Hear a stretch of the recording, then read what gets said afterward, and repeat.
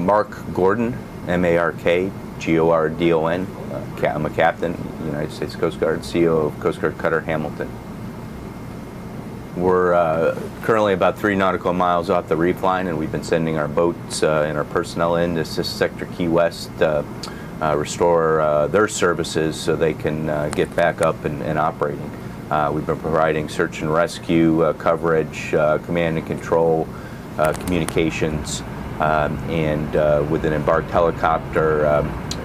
Earlier, they did a medevac of personnel, so we're quite capable. SAR, we typically have 3 small boats we can use. We're somewhat a floating sector shore station ourselves, and can provide quite a bit to these sorts of operations. Right now, we're going to be launching the helicopter probably at least twice today for 2 patrols. One to make sure folks know that the Coast Guard is out there. A very small contingent of Coast Guard personnel remained in Key West as the storm passed, and while we've increased that number to expand operations back to normal, still a lot of devastation. We want to make sure that folks know the Coast Guard is out there. In addition, there's many sunken boats, debris in the water.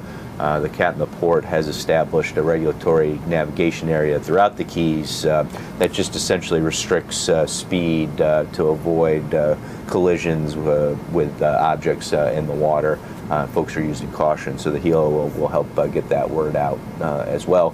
And then always, first thing, they're available for SAR as anything comes up to help mariners in distress.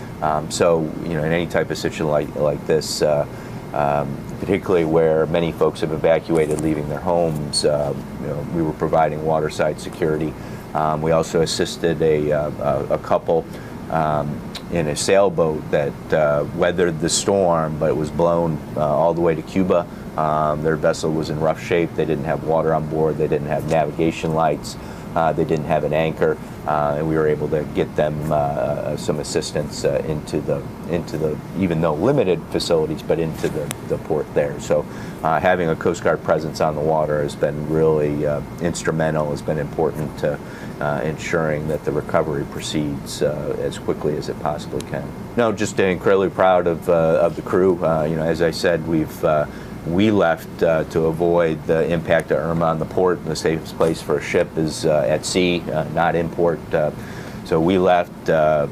Tremendous crew put aside their worries for their families and their homes as Irma approached, and we beat through 2 storms, really, Irma and Jose, which we were seeing the impacts of as we tried to avoid, and couldn't be more proud of the attitude and ability to want to help folks and work long and hard days to do so.